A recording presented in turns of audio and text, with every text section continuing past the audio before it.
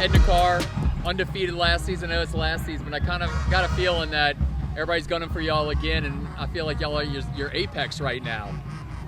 Well, I mean, I don't really look at it like that. How we look at it is spring ball. We starting over our process all over again. Winter workouts went great. Spring workouts went great.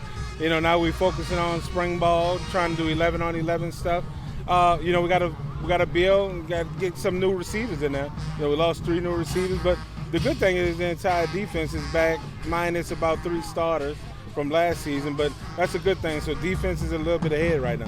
Life is a lot easier when you have number 1 playing quarterback. Mm-hmm. What does he bring? I know what he's already brought, but that you're gonna replace all these receivers. It's gonna be good to have number 1 back there. Yeah, and the offensive line returned. So we returned 3 starters on the offensive line: the starting tight end, the starting quarterback, and all of the running backs come back besides Sanchez, who's going to Pine Bluff. So it's a good, talented team, but the continuity and the chemistry is what we're trying to build in the spring. We were talking about it before. You have to replace, obviously, 3 D1 receivers, but you guys always have a tradition of producing some great receivers. And this group looks like they might look a little different in terms of the type of talent, but that you've got some guys that can make plays. Yeah, and the good thing about Carr is this year, we'll have to replace 4 Division I secondary guys. So it's no different. We're going to have to replace Richard. We're going to have to replace John next year. And that's what high school football is about. It's about building depth through chemistry, building depth through development, right? So I think no competition is better than self-competition that's in our building. So I think that's the good part. You know, we got to replace a lot of guys, but, you know, the core guys are still here. Big Rich. Single-handedly destroyed Alexandria's offensive line. I know you've coached some great ones in your day. He's got to be up there with the talent. Well, he's wreaking havoc in spring ball so far, so, you know, it's been tough for us to block him, but it's a good thing. We're not supposed to be able to block him if he's the number 1 defensive tackle in the nation. What we need to focus on is keeping Richard healthy, in good shape, and making sure that he has good quality reps against Destrehan. That's going to pose a good threat to us. And the most important thing is, you know, Richard is a great leader and a good example for our younger D linemen, because I think we've upgraded in some positions on the defensive line, even though we lost Corey Adams to Ole Miss. Aiden is not your normal safety. I mean, he's almost 6'2", 6'3". That's an intimidating figure to have in your secondary. Yeah, Aiden has done a great job. I was just telling coaches on the sideline about how his maturation process is as a leader. You know, he can't do contact drills right now because we're holding him back a little bit just to protect him from himself. But how he is in his development as a leader has been my biggest surprise for him. You know, we know he's a great player. We know he's a top player in the country. But the person he is what I'm most proud of that I've seen from him this offseason. I wanted to ask you that about Rich, too, from being the young guy that we saw, the potential, and he and I have talked about a conversation y'all had, I guess, 2 years ago where you told him, look, the ceiling's there, but you got to get some things together. To watch the way he's developed into a leader on this team, how proud have you been of him? Against Alexander, I think Richard was 365 pounds. Today he's 332 pounds.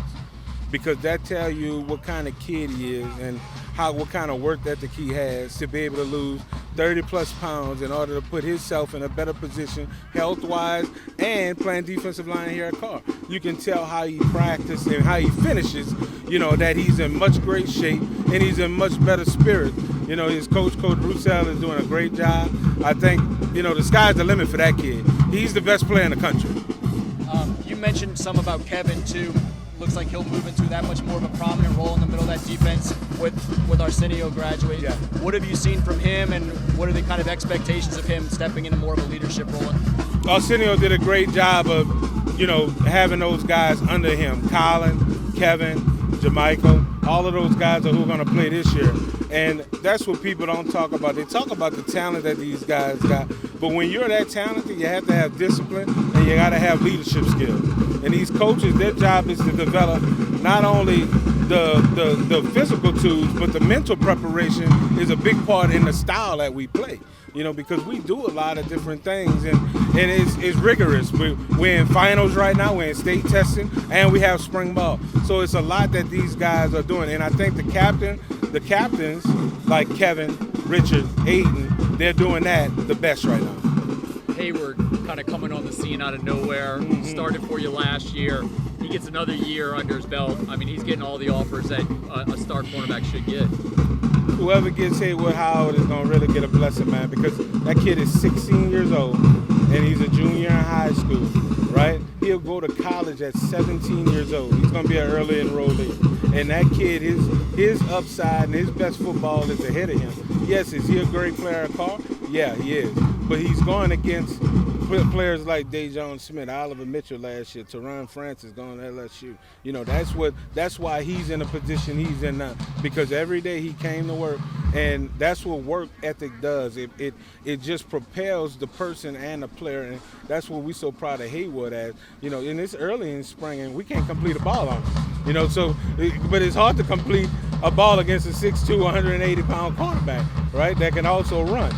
So I think the sky's the limit for him. I think he's so excited to have that in-state offer from LSU, but Texas is in the mix, Miami's in the mix, Florida State is in the mix, and his dad and his mom is going to guide his recruiting, just like the other top prospects. So we'll see.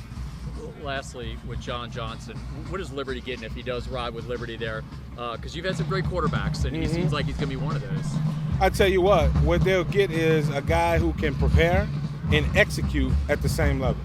His preparation matches his play, and as you can see in spring, he lost a lot of his wideouts, so he's building chemistry right now. But he's not getting frustrated. He's playing with poise. He's playing with calm because he knows the system, and that's what a leader like John is going to do. So happy for him. Last year he played banged up, but this year, this off season, he rehabbed. He got his body back stronger, so we could see a lot more with his legs this year.